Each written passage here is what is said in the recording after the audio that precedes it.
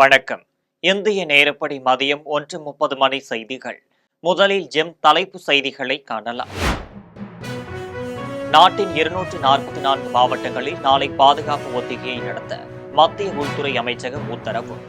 நாளை ஒத்திகை முன்னேற்பாடுகள் குறித்து உள்துறை அமைச்சகத்தின் செயலர் தலைமையில் கலந்தாய்வு கூட்டம். சிந்து ஆற்றின் துணையாறுகளின் குறுக்கே கட்டப்பட்டுள்ள அணைகளின் மதகுகள் அடைப்பு. சீன ஆற்றில் பாகிஸ்தானுக்கு செல்லும் தண்ணீரின் அளவு குறைந்துள்ளதாக தகவல். வெளியுறவுத்துறை அமைச்சர் ஜெய்சங்கருக்கு தமிழ்நாடு முதலமைச்சர் மு.க.ஸ்டாலின் கடிதம். இலங்கை கடற்படை கைப்பற்றிய தமிழக மீனவர்களின் படகுகளை உடைப்பதை தடுக்க வலியுறுத்தல். தமிழகத்தில் 12ஆம் வகுப்பு தேர்வு முடிவுகள் மே 8ஆம் தேதி வெளியாகும். ஏற்கனவே அறிவித்ததற்கு ஒரு நாள் முன்கூட்டியே முடிவு வெளியாகும் என பள்ளிக்கல்வித்துறை அறிவிப்பு. காசாவை முழுமையாக கைப்பற்றும் திட்டத்திற்கு இஸ்ரேலிய பாதுகாப்பிற்கான அமைச்சரவை ஒப்புதல். இஸ்ரேலின் அதிரடி முடிவால் காசாவில் மீண்டும் போர் வெடிக்கும் அபாயம். இனி விரிவான செய்திகளை காணலாம். பாகிஸ்தானுடன் போர் பதற்றம் அதிகரித்து வரும் நிலையில் நாளை உள்நாட்டு பாதுகாப்பு ஒத்திகை நடத்தும்படி பல்வேறு மாநிலங்களில் தலைமை செயலாளர்களுக்கு மத்திய உள்துறை அமைச்சகம் அறிவுறுத்தியுள்ளது.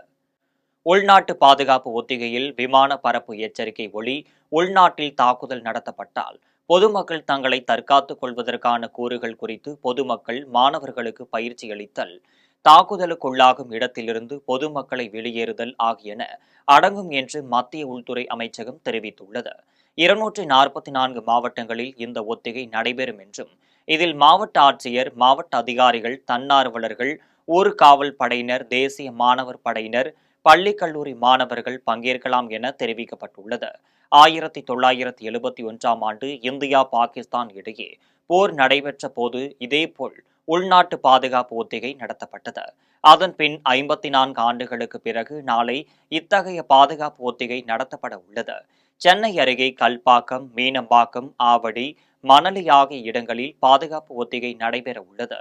இதனிடையே நாளை நடைபெறும் உள்நாட்டு பாதுகாப்பு ஒத்திகைக்கான முன்னேற்பாடுகள் குறித்து மாநில தலைமை செயலாளர்கள், உள்நாட்டு பாதுகாப்பிற்கான தலைவர்களுடன் மத்திய உள்துறை செயலாளர் கோவிந்த மோகன் காணொலி மூலம் கலந்துரையாடல் கூட்டத்தை நடத்தியுள்ளார். டெல்லியில் நேரடியாக நடைபெற்ற கூட்டத்தில் உள்நாட்டு பாதுகாப்பு தலைமை இயக்குநர், தேசிய பேரிடர் மீட்பு படை தலைமை இயக்குநர் உள்ளிட்ட உயர் அதிகாரிகள் பங்கேற்றுள்ளனர். முப்படைகள், உள்நாட்டு பாதுகாப்பிற்கான துணை ராணுவ படைகள் ஆகியவற்றை தயார் நிலையில் குறித்த இந்த கூட்டத்தில் விவாதிக்கப்பட உள்ளதாக உயர் அதிகாரி ஒருவர் தெரிவித்துள்ளார். பாகிஸ்தானுக்கு பாயும் சிந்து ஆற்றின் துணையாறுகளின் குறுக்கே கட்டப்பட்டுள்ள அணைகளின் மதகுகளை இந்தியா முழுவதும் அடைத்து விட்டதால் அந்த ஆறுகளில் பாகிஸ்தானுக்கு தண்ணீர் செல்வது குறைந்துள்ளது. பகல்காம் பயங்கரவாதிகள் நிகழ்த்திய படுகொலையை அடுத்து இந்தியாவிற்கும் பாகிஸ்தானுக்கும் இடையே போர் பதற்றம் நிலவுகிறது. இந்த நிலையில் 1960ஆம் ஆண்டு செய்து கொள்ளப்பட்ட சிந்து ஆற்று நீர் பகிர்வு உடன்பாட்டை நிறுத்தி வைப்பதாக இந்தியா அறிவித்துள்ளது. அதன்படி ஜம்மு காஷ்மீரின் ரம்பன் மாவட்டத்தில் சிந்து ஆற்றின் துணையாறுகளில் ஒன்றான சீனாப் ஆற்றில் நீர்மின் உற்பத்திற்காக கட்டப்பட்டுள்ள வக்லிகர் அணையின் மதகுகள் மூடப்பட்டுள்ளன. அணையின் பாதுகாப்பிற்காக ஒரே ஒரு மதகு வழியாக மட்டும் தண்ணீர் திறந்துவிடப்பட்டுள்ளது. இதேபோல் ரியாசியில் சீனா ஆற்றின் குறுக்கே கட்டப்பட்டுள்ள சலால் அணையின் மதகுகளும் மூடப்பட்டுள்ளன. தமிழக மீனவர்களின் பாதுகாப்பை உறுதி செய்யவும், மீனவர்கள் மீதான தாக்குதல் நிகழாமல் தடுக்கவும், இலங்கை கடற்படை கைப்பற்றிய மீன்பிடி படகுகளை உடைப்பதை தடுக்கவும் வலியுறுத்தி வெளியுறவுத்துறை அமைச்சர் ஜெய்சங்கருக்கு தமிழ்நாடு முதலமைச்சர் மு.க.ஸ்டாலின் கடிதம் எழுதியுள்ளார். அந்த கடிதத்தில் தமிழக மீனவர்கள் மீது இலங்கையை சேர்ந்தவர்களால் தாக்கப்படுவதை தடுக்க நடவடிக்கை எடுக்க வேண்டும் என்று கேட்டுக் கொண்டுள்ளார்.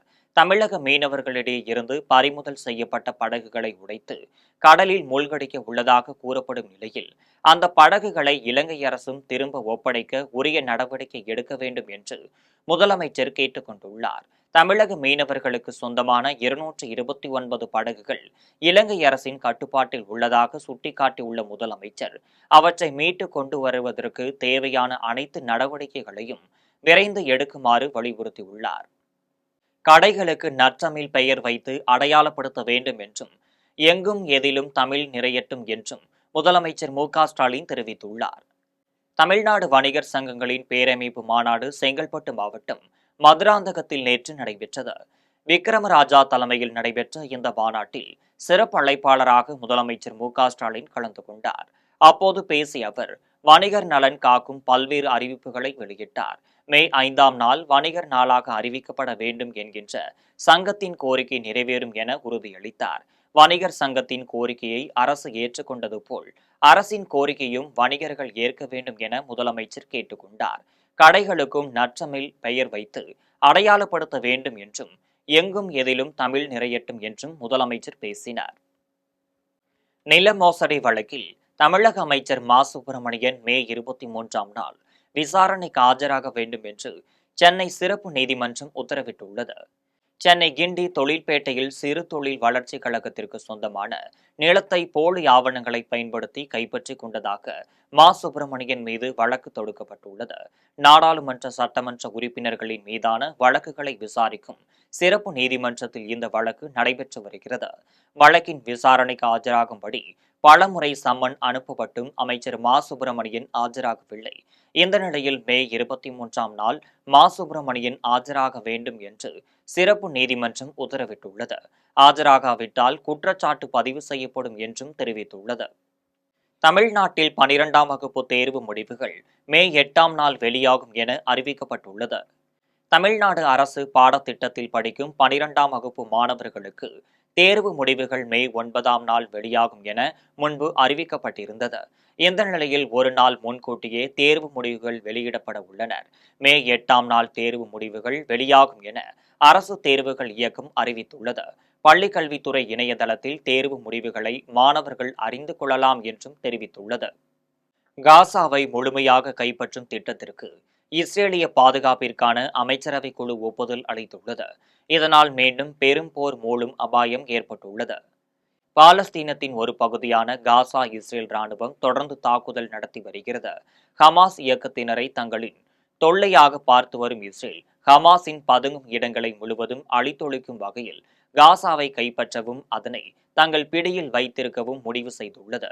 இஸ்ரேல் ராணுவத்தின் இந்த திட்டத்திற்கு பிரதமர் பெஞ்சமின் நெதன்யாகு தலைமையில் நடைபெற்ற பாதுகாப்பு குறித்த அமைச்சரவை குழு கூட்டத்தில் ஒப்புதல் அளிக்கப்பட்டுள்ளது. காசாவை இஸ்ரேல் ராணுவம் 2 மாதமாக முற்றுகையிட்டுள்ளதால் உணவு வழங்கல் பாதிக்கப்பட்டுள்ளது. தனியார் நிறுவனங்கள் மூலம் மக்களுக்கு உணவுப் பொருட்களை வழங்கவும் இஸ்ரேல் அமைச்சரவை ஒப்புதல் அளித்துள்ளது. இஸ்ரேலின் நெருக்குதலையும் கெடுபிடியையும் தாங்கள் நிராகரித்துள்ளதாகவும் ஹமாஸ் அமைப்பு தெரிவித்துள்ளது. காசா மீது தாக்குதல் நடத்த இஸ்ரேல் முன்னெடுத்துள்ள இந்த முடிவு குறித்து அமெரிக்க அதிபர் ட்ரம்ப் கேட்டபோது அவர் தாக்குதல் பாலஸ்தீனர்களுக்கும் உணவு வழங்குவதற்கு தான் உறுதியளிப்பதாக தெரிவித்தார்.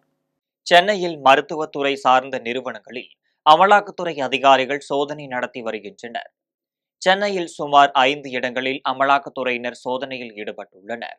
விருகம்பாக்கம், சாலிகிராமம், தீநகர், அசோக் நகர் உள்ளிட்ட இடங்களில் சோதனையானது நடைபெற்று வருகிறது. சென்னை அசோக் நகரில் உள்ள தனியார் மருத்துவ உபகரண நிறுவனம் மற்றும் அதன் உரிமையாளருக்கும் சொந்தமான இடத்தில் சோதனை நடைபெற்று வருவதாக தகவல் வெளியாகியுள்ளது. இதில் மத்திய பாதுகாப்பு படை வீரர்களின் பாதுகாப்புடன் அமலாக்கத்துறை அதிகாரிகள் சோதனையை மேற்கொண்டு வருகின்றனர். மதிமுக பொதுச் செயலாளர் வைகோ மருத்துவமனையில் அனுமதிக்கப்பட்டுள்ளார். சென்னை கிரீம் சாலையில் உள்ள தனியார் மருத்துவமனையில் மதிமுக பொதுச் செயலாளர் வைகோ சிகிச்சைக்காக சேர்க்கப்பட்டுள்ளார். நேற்று வீட்டிலிருந்து தவறி கீழே விழுந்ததில் கையில் காயம் ஏற்பட்டுள்ளது. இதன் காரணமாக தனியார் மருத்துவமனையில் சிகிச்சை பெற்று வருகிறார். யானை நடமாட்டம் அதிகமாக உள்ளதால் தொட்டபெட்டா காட்சி முனைக்கும் சுற்றுலா பயணிகள் செல்ல வனத்துறை தடை விதித்துள்ளது. நீலகிரி மாவட்டம் உதகை வனப்பகுதியில் வறட்சி நிலவுவதால் அங்குள்ள விலங்குகள் உணவு தேடி குன்னூர், கோத்தகிரி உள்ளிட்ட பகுதிக்கு வருகின்றனர். இந்த நிலையில் வனத்தில் இருந்து வெளியேறிய காட்டு யானை ஒன்று தொட்டபெட்டா செல்லும் சாலையில் உழவுவதை கண்டு சுற்றுலா பயணிகள் அச்சமடைந்துள்ளனர். இதன் காரணமாக இன்று ஒரு நாள் மட்டும் தொட்டபெட்டா காட்சி முனைக்கு சுற்றுலா பயணிகள் செல்ல தடை விதித்து வனத்துறை உத்தரவிட்டுள்ளது. ஒற்றை காட்டு யானையின் நடமாட்டம் உள்ளதால் பாதுகாப்பு கருதி இந்த நடவடிக்கை எடுக்கப்பட்டுள்ளதாக வனத்துறை கூறியுள்ளது. இது தொடர்பாக யானையை அடர்ந்த வனப்பகுதிக்குள் விரட்ட 40 பேர் கொண்ட வனத்துறையினர் நடவடிக்கை மேற்கொண்டு வருகின்றனர். பட்டுக்கோட்டை அருகே பாஜக பெண் நிர்வாகியின் தலையை துண்டித்து படுகொலை செய்த சம்பவம் பரபரப்பை ஏற்படுத்தியுள்ளது. தஞ்சாவூர் மாவட்டம் பட்டுக்கோட்டையில் மதுரை பாஜக மகளிர் அணி நிர்வாகியான சரண்யா என்பவர் தனது கணவருடன் வசித்து வருகிறார். இவர் முதல் கணவர் இறந்த நிலையில் கழுகுப்புலிக்காடு கிராமத்தைச் சேர்ந்த பாலன் என்பவர் இரண்டாவதாக திருமணம் செய்து கொண்டார். இவரது கணவர் உதயசூரியபுரம் கடைத்தெருவில் ஐஎன்ஆர் டிராவல்ஸ் நடத்தி வரும் நிலையில் சரண்யா சொந்தமாக ஜெராக்ஸ் கடை நடத்தி வருகிறார். இந்த நிலையில் அவர் வழக்கம் போல் ஜெராக்ஸ் கடையை பூட்டிவிட்டு வீட்டிற்கு சென்று கொண்டிருந்த போது அடையாளம் தெரியாத மர்ம கும்பல் சரண்யாவை கொடூரமாக கொலை செய்துவிட்டு தப்பிச் சென்றுள்ளனர். தகவல் அறிந்து வந்த காவல்துறையினர் வழக்கு பதிவு செய்து தீவிர விசாரணை மேற்கொண்டு வருகின்றனர். புதுக்கோட்டை அருகே இரு தரப்பினருக்கு இடையே ஏற்பட்ட மோதலால் ஒரு காவலர் உட்பட 22 பேர் படுகாயமடைந்துள்ளனர். புதுக்கோட்டை மாவட்டம் வடக்காடு முத்துமாரியம்மன் கோவில் தேரோட்ட திருவிழாவில் கலந்து கொண்ட ஒரு தரப்பு இளைஞர்கள் அங்குள்ள பெட்ரோல் பங்கில் பெட்ரோல் போடுவதற்காக சென்றுள்ளனர்.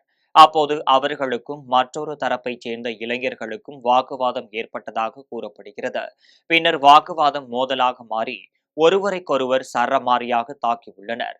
இதில் ஒரு தரப்பினர் மக்கள் வசிக்கும் குடியிருப்பு பகுதிக்குள் சென்று வீடு மற்றும் இருசக்கர வாகனங்களை தீயிட்டு கொளுத்தினர். இதுகுறித்து தகவல் அறிந்து வந்த காவல்துறையினர் தாக்குதலில் ஈடுபட்டவர்கள் மீது தடியடி நடத்தி மோதலை கட்டுக்குள் கொண்டு வந்தனர். இந்த மோதலில் முத்துகிருஷ்ணன் என்ற காவலர் உட்பட இரு தரப்பையும் சேர்ந்த 22 பேர் காயமடைந்துள்ளனர். மேலும் இந்த சம்பவம் குறித்து வடக்காடு போலீசார் வழக்கு பதிவு செய்து விசாரணை மேற்கொண்டு வருகின்றனர். வத்திராயிருப்பு அருகே மனைவியை கொலை செய்துவிட்டு தப்பி ஓடிய கணவனை போலீசார் தேடி வருகின்றனர். விருதுநகர் மாவட்டம் வத்திராயிருப்பு வெள்ளாளர் பகுதியில் வசித்து வருபவர்கள் மாரியப்பன் பரமேஸ்வரி தம்பதியினர்.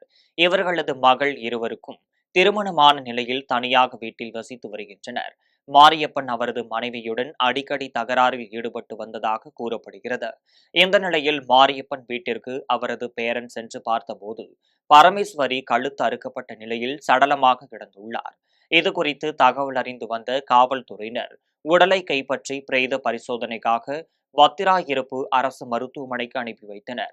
மேலும் கொலை செய்துவிட்டு தப்பியோடிய கணவனை போலீசார் தேடி வருகின்றனர். பாஜக மக்களின் எண்ணங்களை குழப்புவதற்கும் வியூகம் வகுப்பதாக பால்வளத்துறை அமைச்சர் மனோ தங்கராஜ் குற்றம் சாட்டியுள்ளார். கன்னியாகுமரி மாவட்டம் நாகர்கோவில் பால்வளத்துறை அமைச்சர் மனோ தங்கராஜ் செய்தியாளர்களை சந்தித்து பேசினார். அப்போது பேசிய அவர், வாழ்வாதாரத்தை பாதிக்கும் எந்த திட்டத்தையும் மக்கள் விரும்புவதற்கு மாறாக கொண்டுவர அரசு அனுமதிக்காது என கூறியுள்ளார்.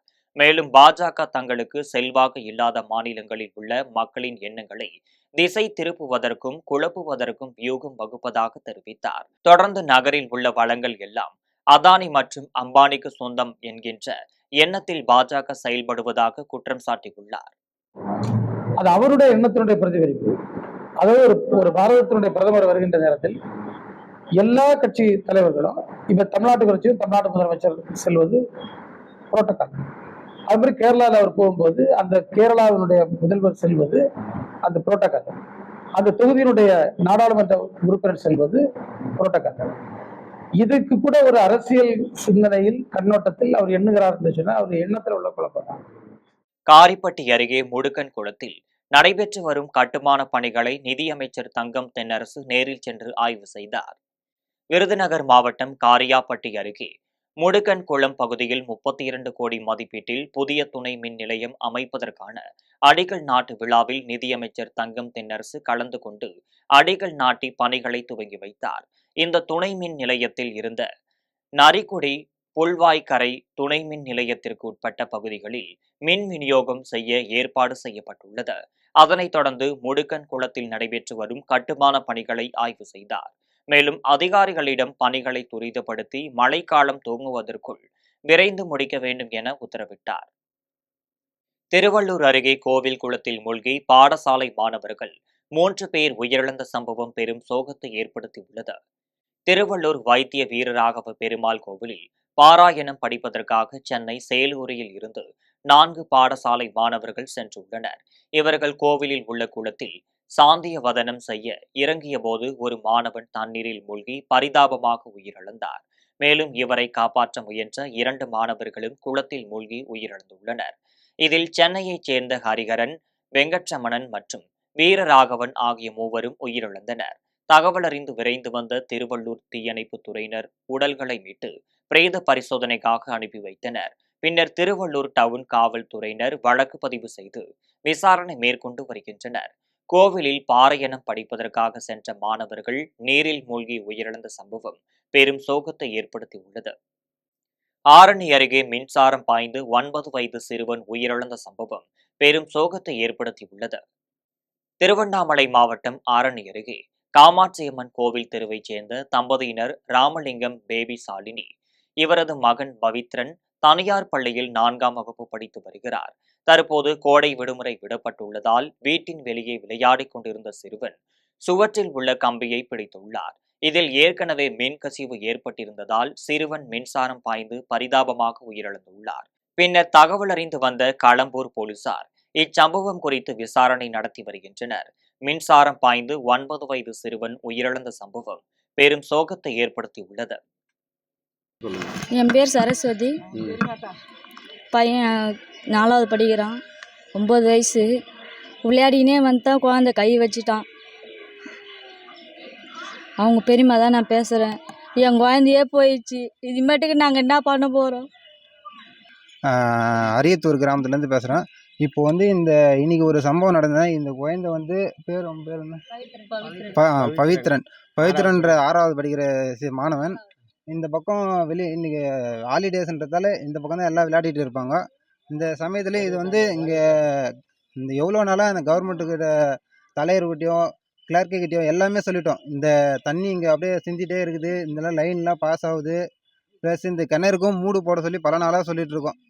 பொது கிணறு தான் இது, பாய் அடிஞ்சு போயிருக்குது. ப்ளஸ் இதில் எவ்வளோ பிள்ளைங்க இங்கே விளையாடுது போது வருது. ஒரு நேரம் போல் ஒரு நேரம் இல்லைனாலும் எட்டி பார்க்கும்போது தவறி வீழ்ந்துட்டா இதுக்கு என்ன பொறுப்பு?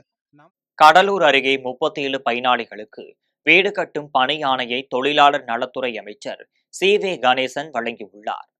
கடலூர் மாவட்டம் மங்களூர் ஒன்றியத்திற்குட்பட்ட கிராமங்களில் திமுக சார்பில் நடைபெற்ற நிகழ்ச்சியில் தொழிலாளர் நலன் மற்றும் திறன் மேம்பாட்டுத்துறை அமைச்சர் சி.வே. கணேசன் கலந்து கொண்டு நலத்திட்ட உதவிகளை வழங்கினார்.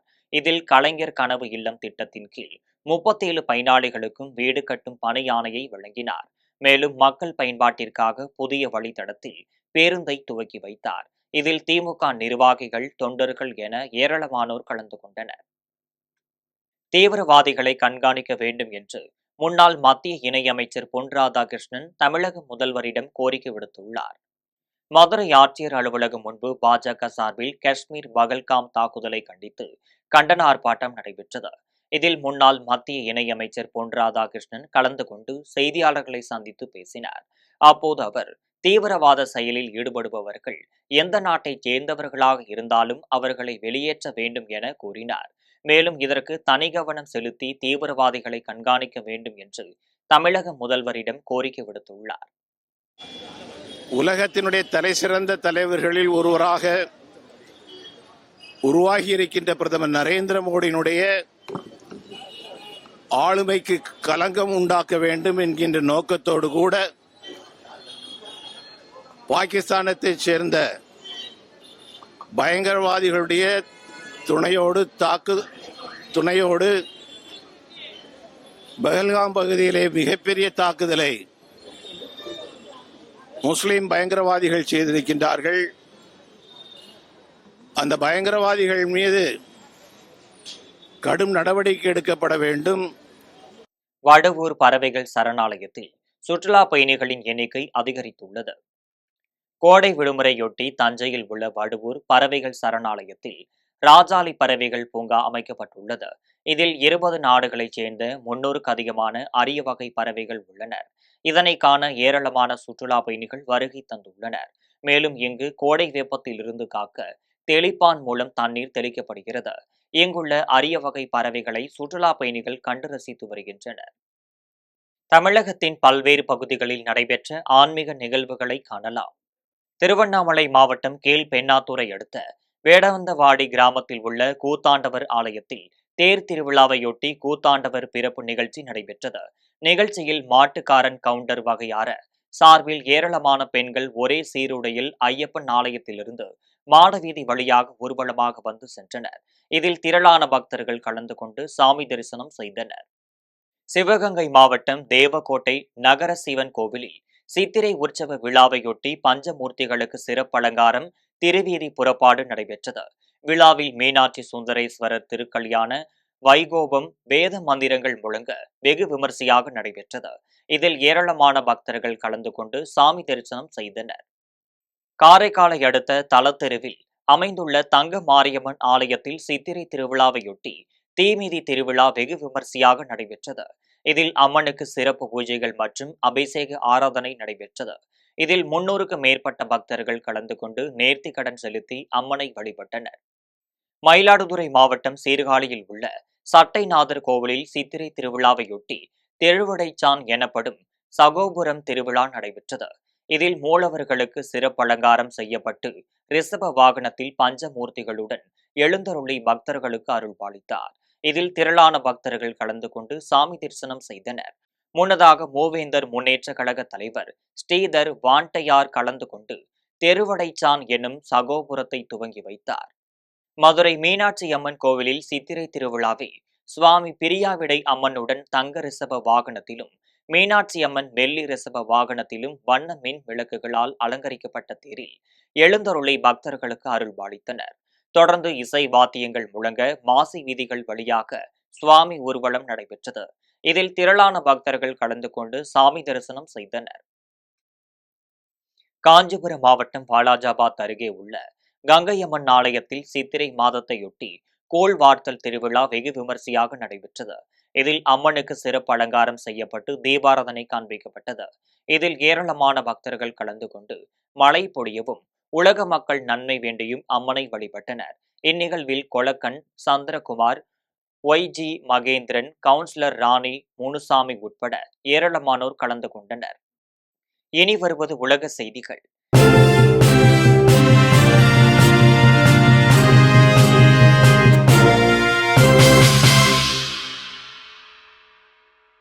அமெரிக்காவில் உள்ள அல்காட்ராஸ் சிறையை மீண்டும் திறக்க ட்ரம்ப் உத்தரவிட்டுள்ளார்.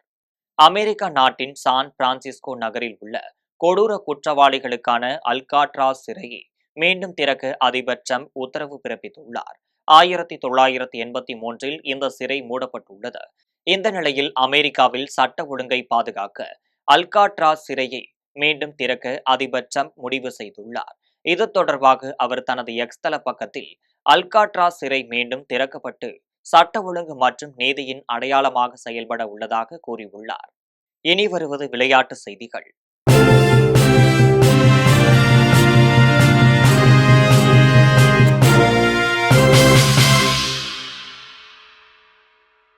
IPL கிரிக்கெட் தொடரில் மும்பை, குஜராத் அணிகள் இன்று மோத உள்ளன. 10 அணிகள் இடையிலான 18வது IPL கிரிக்கெட் தொடர் இந்தியாவின் பல்வேறு நகரங்களில் சிறப்பாக நடைபெற்று வருகிறது. இந்த தொடரில் இதுவரை 55 லீக் ஆட்டங்கள் முடிந்துள்ளன. இந்த நிலையில் இந்த தொடரில் மும்பையில் இன்று நடக்கும் 56வது லீக் ஆட்டத்தில் மும்பை இந்தியன்ஸ், குஜராத் டைட்டன்ஸ் அணிகள் மோத உள்ளனர். இந்த ஆட்டமானது இரவு 7:30 மணிக்கு தொடங்குகிறது. இவ்விரு அணிகளும் இதுவரை 6 முறை நேருக்கு நேர் மோத உள்ளனர். இதில் குஜராத் 4 ஆட்டங்களிலும், மும்பை 2 ஆட்டங்களிலும் வெற்றி பெற்றுள்ளது. இனி வருவது தங்கம், வெள்ளி விலை மற்றும் பங்குச்சந்தை நிலவரம். சென்னையில் ஆபரண தங்கத்தின் விலை ஒரு சவரன் 72,200 ரூபாய்க்கு விற்பனை செய்யப்படுகிறது. சென்னையில் இன்று ஆபரண தங்கத்தின் விலை கிராமிற்கு 250 ரூபாய் அதிகரித்து 9,025 ரூபாய்க்கு விற்பனை செய்யப்படுகிறது. மேலும் ஒரு சவரன் 2,000 ரூபாய் அதிகரித்து 72,200 ரூபாய்க்கு விற்பனை செய்யப்படுகிறது. 24 கேரட் தூய தங்கம் ஒரு சவரன் 78,768 ரூபாய்க்கு விற்பனை செய்யப்படுகிறது. மேலும் 1 கிராம் வெள்ளி 111 ரூபாய்க்கும், 1 கிலோ வெள்ளி 1,11,000 ரூபாய்க்கும் விற்பனை செய்யப்படுகிறது. மும்பை பங்குச்சந்தை இன்று சரிவுடன் காணப்படுகிறது. மும்பை பங்குச்சந்தை குறியீட்டு எண் சென்செக்ஸ் 209 புள்ளிகள் குறைந்து 80,586 புள்ளிகளில் வணிகமாகிறது. தேசிய பங்குச்சந்தை குறியீட்டு எண் நிப்டி 67 புள்ளிகள் குறைந்து 24,393 புள்ளிகளில் வணிகமாகிறது. மீண்டும் தலைப்பு செய்திகள். நாட்டின் 244 மாவட்டங்களில் நாளை பாதுகாப்பு ஒத்திகையை நடத்த மத்திய உள்துறை அமைச்சகம் உத்தரவு. நாளை ஒத்திகை முன்னேற்பாடுகள் குறித்து உள்துறை அமைச்சகத்தின் செயலர் தலைமையில் கலந்தாய்வு கூட்டம். சிந்து ஆற்றின் துணையாறுகளின் குறுக்கே கட்டப்பட்டுள்ள அணைகளின் மதகுகள் அடைப்பு. சீன ஆற்றில் பாகிஸ்தானுக்கு செல்லும் தண்ணீரின் அளவு குறைந்துள்ளதாக தகவல். வெளியுறவுத்துறை அமைச்சர் ஜெய்சங்கருக்கு தமிழ்நாடு முதலமைச்சர் மு.க. ஸ்டாலின் கடிதம். இலங்கை கடற்படை கைப்பற்றிய தமிழக மீனவர்களின் படகுகளை உடைப்பதை தடுக்க வலியுறுத்தல்.